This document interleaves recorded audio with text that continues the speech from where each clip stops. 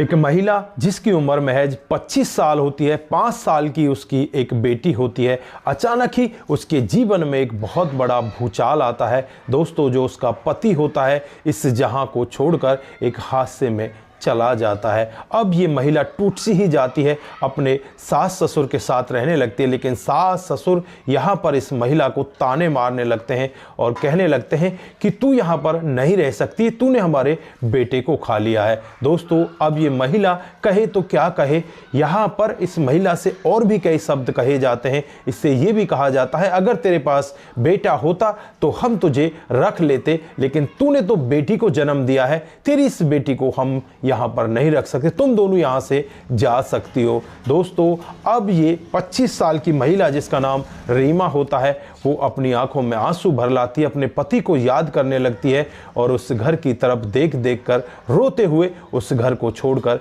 यहाँ से सीधे अपने मायके में चली जाती है। दोस्तों, जैसे ही मायके में पहुँचती है तो जो मायके की हालत होती है वो भी ज़्यादातर ठीक नहीं होती। वहाँ पर भी इसके बूढ़े माता पिता गरीब होते हैं, लेकिन जो भैया भाभी होते हैं वो बहुत ही अलग टाइप के होते हैं। थोड़ा ही समय वहाँ पर रहते हुए इसे बीतता है। थोड़े समय के बाद ही यहाँ पर जो इसके भैया भाभी हैं वो इसको ताने मारने लगते हैं और कहने लगते हैं कि तू कब तक हमारे टुकड़ों पर पलेगी, कब तक तू हमारे इस जीवन को खराब करेगी। दोस्तों, अब ये महिला सोच में पड़ जाती है कि मैं अब जाऊं तो कहाँ जाऊं, भैया भाभी के पास भी मेरा गुजारा नहीं है। दोस्तों, वो रात को बैठकर सोचती रहती है और रात को करीब 12 बजे अंधेरे में वो अपना एक बैग उठाती है, अपनी बेटी को अपने साथ में लेती है और वहाँ से सीधे अनजान शहर की तरफ निकल जाती है। दोस्तों, यहाँ पर इसके भैया भाभी भी इसका कोई पीछे से पता नहीं लगा, वो चुपचाप अपने घर पर रहते हैं। बूढ़े माता पिता यहाँ पर तड़पते, वो कहते कि हमारी बेटी कहाँ चली गई, उसको ढूंढो। यहाँ पर जो बेटा होता है वो कहता है कि मैं ढूंढ लाऊंगा, लेकिन वो वहाँ से निकल कर ही नहीं जाता। दोस्तों, उसके बाद यहाँ पर जो रीमा होती है एक शहर के अंदर पहुँच जाती है, अनजान शहर। यहाँ पर एक कमरा किराए पर ले लिया जाता है, यहीं पर अपनी बेटी को लेकर रहने लगती है। पड़ोस के ही घर में झाड़ू पोछा किया करती और वहीं से उसका गुजारा चल रहा होता है। दोस्तों, धीरे धीरे समय बीतने लगता है और एक दिन का वाक्य होता है जब यहाँ पर उस पड़ोसी के घर वाले इस घर को छोड़कर बाहर चले जाते हैं। अब ये बिल्कुल काम के बगैर रह जाती है, ये करे तो क्या करे। जो इसका मकान मालिक होता है वो भी इसके पास आता है और इससे कहने लगता है कि बेटी तुम किस तरह से परेशान हो, हुआ क्या है। तो यहाँ पर रीमा अपनी आंखों में आंसू भर लाती है और कहने लगती है कि पता नहीं बाबा, परमात्मा मेरी कैसी परीक्षा ले रहा है। अब तो यहाँ पर मेरी बेटी के दूध के लिए भी मेरे पास पैसे नहीं है, मैं करूँ तो क्या करूँ, मुझे कोई काम धंधा भी नहीं मिल रहा। तो यहाँ पर वो मकान मालिक उससे कहता है कि बेटा तू मेरे साथ चल, मैं तुझे काम दिलवा देता हूँ। और फिर वहाँ से वो थोड़ी दूर, लगभग 3 किलोमीटर दूर एक जगह पर लेकर जाता है जहाँ पर एक आलीशान बंगला होता है, लेकिन वो सुनसान, उस घर के अंदर भी कोई चहल पहल नहीं होती। दोस्तों, जब उस घर के अंदर ये लोग जाते हैं, बाहर से बैल बजाते हैं, तो सामने से एक शख्स जो लंबा ठाड़ा, जिसकी उम्र लगभग 28 साल होती है, जिसका नाम राजेश होता है, जो करोड़पति व्यक्ति होता है, लेकिन घर के अंदर बिल्कुल सुनसान होता है, घर के अंदर कोई होता ही नहीं। दरअसल यहाँ पर भी एक बहुत बड़ा हादसा हुआ था और रीमा और उसकी बच्ची को देखकर ये व्यक्ति सामने खड़ा हो जाता है और यहाँ पर जो रीमा होती है वो कहने लगती है कि साहब मुझे काम दे दीजिए, मेरी बेटी के लिए मुझे काम चाहिए, क्योंकि मेरी बेटी 2 दिन से भूखी है, इसने कुछ खाया भी नहीं है और मैं आपका सारा काम कर लूँगी, मैं झाड़ू पोछा कर लूँगी, मैं सारे बर्तन कपड़े सब कुछ जो कहोगे आप वो सब कुछ कर लूँगी, लेकिन हमें यहाँ पर रहने की जगह दे दीजिए और हमें 2 वक्त का खाना दे दीजिए, यही सब बस हमें चाहिए। दोस्तों, यहाँ पर राजेश को उस बच्ची को देखकर अपनी बेटी की याद आने लगती है।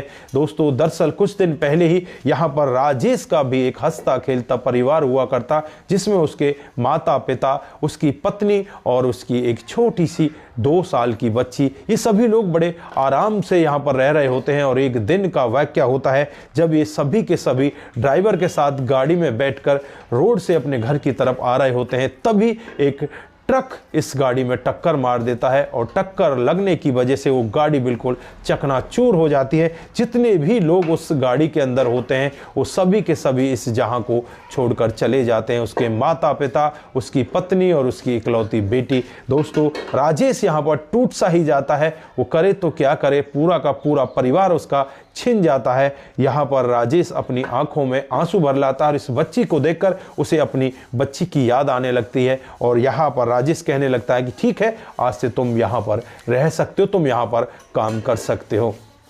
दोस्तों, उसके बाद रीमा यहाँ पर इस घर को संभालने लगती है। जो यहाँ पर इधर उधर सामान फैला हुआ था उस सारे सामान को इकट्ठा करती है, साफ सफाई करती है। उसके बाद यहाँ पर राकेश को भी खाना देती है। राकेश खाने से मना भी करता है, लेकिन यहाँ पर रीमा जिद करती है कि साहब खाना खा लीजिए, आपका स्वास्थ्य खराब हो जाएगा। उसके बाद धीरे धीरे समय बीतने लगता है। समय के हिसाब से ही जो यहाँ पर रीमा की बच्ची होती है जिसका नाम अन्वी होता है, वो बच्ची भी यहाँ पर इस राकेश के साथ घुल मिल जाती है। राकेश भी इसे बहुत ज़्यादा प्यार किया करता है। और एक दिन का वाकया होता है जब अन्वी एकदम से ठोकर खाकर जमीन पर गिर जाती है, उसके पैर में खून निकलने लगते हैं। दोस्तों, रीमा के यहाँ पर प्राण से ही निकल जाते हैं। दौड़कर रीमा आती है, उससे पहले राकेश उस बच्ची को उठाता है, गोद में बिठाता है, तुरंत ही वहाँ उसे डॉक्टर के पास लेकर जाता है, उसकी पट्टी वगैरह करवाता है। और यहाँ पर पहली बार राकेश उस बच्ची को कहता है कि बेटी तुम ठीक तो हो, मेरी बेटी को कुछ नहीं होगा। दोस्तों, रीमा भी यहाँ पर इस तरह का वाक्य सुनती है तो यहाँ पर वो भी अंदर अंदर खुश भी होती है और सोच में पड़ जाती है कि ये यहाँ पर इसे अपनी बेटी कैसे कह रहा है। दोस्तों, अब यहाँ पर धीरे धीरे समय बीतता है और समय के हिसाब से ही अब यहाँ पर जो रीमा है वो इस घर को बिल्कुल अच्छे से संभाल लेती है। और जो राकेश है वो भी अब अपने बिजनेस पर ध्यान देने लगता है, अपने कामकाज को करने लगता है। दोस्तों, एक दिन का वाकया होता है जब रीमा को बहुत ही तेज बुखार होता है और जो उसकी छोटी सी बच्ची होती है वो वहाँ पर बैठी होती है और माँ यहाँ पर बेसुध अवस्था में पड़ी होती है। तब यहाँ पर राकेश आता है। राकेश आकर जब रीमा की ऐसी हालत को देखता है तो उसे अपनी गाड़ी में लेटाता है, तुरंत ही उसे नज़दीकी हॉस्पिटल में ले जाता है। वहाँ जाकर डॉक्टर साहब उसका उपचार करते हैं और कई घंटों के बाद यहाँ पर रीमा का बुखार थोड़ा कम होता है। और उसके बाद जब वो ठीक हो जाती है तो राकेश उसे लेकर अपने घर आ जाता है। आज यहाँ पर रीमा ने खाना भी नहीं बनाया था तो राकेश यहाँ पर खुद खाना बनाता है और रीमा से कहता है कि ये लो, आप खाना खा लो। तो रीमा की आंखों में आंसू आ जाते हैं। वो राकेश की तरफ देखने लगती है और कहने लगती है कि साहब आप ऐसा क्यों कर रहे हो, ये तो बहुत बड़ा पाप है। मैं आपके घर की नौकर हूं और आप अपने घर की नौकर का इतना ख्याल रख रहे हो, आप मुझे खाना तक बना कर दे रहे हो। तो यहाँ पर राकेश कहने लगता है कि मैं भी इंसान हूं, मेरा भी परिवार था, मुझे पता है कि सबको प्यार की ज़रूरत होती है। दोस्तों, रीमा, राकेश और ये छोटी सी बच्ची मिलकर यहाँ पर खाना खाते हैं और रीमा को आज ऐसा लगता है कि जो तेरा पिछला जीवन है उसे तू भूल जा तो ही बेहतर होगा। अब यहाँ पर तू अपने नए जीवन की शुरुआत कर और नया जीवन यहाँ पर राकेश के साथ स्टार्ट कर। राकेश को भी कुछ ऐसा ही लगने लगता है कि उसे भी रीमा की ज़रूरत है। वो रीमा को इतने अच्छे से रखता, इतने अच्छे से उसे प्यार देता। तो एक दिन यहाँ पर रीमा राकेश से कहने लगती है कि साहब आप बुरा ना मानो तो मैं एक बात कहूं। तो यहाँ पर राकेश कहने लगता है कि हाँ रीमा बोलो, क्या कहना चाहती हो। तो यहाँ पर जो रीमा है वो कहने लगती है कि साहब मैं यहाँ से जाना चाहती हूँ। क्यों? यहाँ पर कहने लगती है कि जो बाहर के लोग बाग हैं वो यहाँ पर तरह तरह की बातें कहते हैं। वो कहते हैं कि मैं आपकी रखेल हूँ। दोस्तों, यहाँ पर राकेश कहता है कि ऐसा भला कौन कहता है, किसकी इतनी हिम्मत है। तो यहाँ पर रीमा कहती है तुम किस किस के मुंह को रोकोगे, ज़्यादातर लोग तो यहाँ पर यही कहते हैं। तो मेरा आपका रिश्ता भी क्या है, मैं यहाँ पर आपके लिए नौकर हूँ लेकिन आपके घर में रहती हूँ, यहाँ पर आपके साथ रहती हूँ, तो कोई भी कुछ भी कह सकता है। तो यहाँ पर राकेश कहता है कि ठीक है, मैं सब लोगों का मुंह बंद कर देता हूं, क्या आप मुझसे शादी करोगी। दोस्तों, यहाँ पर जो रीमा है उसकी आंखों में आंसू भर जाते हैं और दौड़कर यहाँ पर राकेश के गले लिपट जाती है और कहने लगती है कि अगर ऐसा हो जाए तो मैं बहुत अपने आप को भाग्यशाली समझूंगी। दोस्तों यहाँ पर राकेश तुरंत ही रीमा को नज़दीकी मंदिर में लेकर जाता है और वहाँ जाकर हिंदू रीति रिवाज के हिसाब से दोनों आपस में एक दूसरे के साथ शादी कर लेते हैं। अब यहाँ पर रीमा को उसका पति राकेश मिल जाता है और यहाँ पर जो अन्वी है उसको उसका नया पापा मिल जाता है। दोस्तों इनका जीवन बड़े बेहतर तरीके से कटने लगता है और अब इनके जीवन में कोई भी किसी तरह की कमी नहीं रहती और इनका जीवन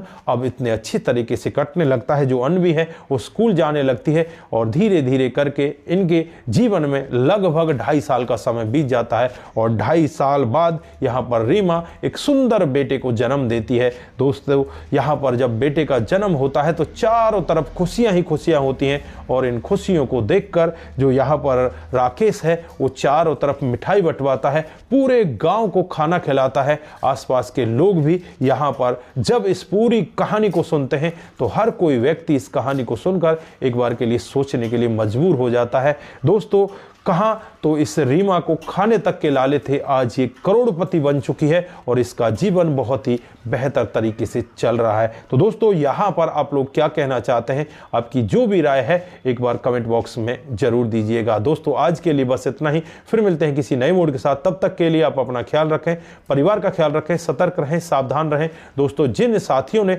हमारे पिछले वीडियोज पर कमेंट किए थे उनका नाम हम यहाँ पर बारी बारी से लें। पहला कमेंट आता है वो अनिल शर्मा जी का आता है, वो लिखते हैं वेरी वेरी गुड, अच्छी कहानी, धन्यवाद आपका भी बहुत बहुत धन्यवाद अनिल शर्मा जी। उसके बाद दत्तात्रेय जी हमें लिखते हैं नाइस स्टोरी सर, आपका भी बहुत बहुत धन्यवाद। Monu Jain ji very nice video, आपका भी बहुत बहुत धन्यवाद। कुमार केसी जी जय शंभू जय भोलेनाथ, आपका भी बहुत बहुत धन्यवाद। उसके बाद प्रवीण सिंह बालावत जी हमें लिखते हैं कि आपकी कहानी बहुत ही बेहतर होती है, आपका भी दिल की गहराई से बहुत बहुत धन्यवाद। सूरज डीईओ राधे राधे भाई very good story, I am Suraj from Fiji, जय हिंद जय भारत, आपका भी बहुत बहुत धन्यवाद। उसके बाद बालाजी सरकार हमें लिखते हैं राम राम भाई साहब, अरविंद राठौर मध्य प्रदेश से आपकी कहानियां देख रहे हैं, आपका भी बहुत बहुत धन्यवाद। आप इसी तरह से हमें प्यार देते रहें। उसके बाद प्रेमचंद शर्मा जी नमस्कार भाई साहब, बहुत ही सुंदर कहानी है, सुनकर बहुत ही अच्छा लगा, आपका भी दिल की गहराई से बहुत बहुत धन्यवाद। अरविंद साहा जी बहुत अच्छा है, आपकी कहानी बहुत ही बेहतर होती है, आप सभी का दिल की गहराइयों से बहुत बहुत धन्यवाद। आप सभी लोग इसी तरह से हमारी कहानियों को प्यार देते रहें और इसी तरह से आप हमारे साथ में बने रहें। नमस्कार, जय हिंद, जय भारत।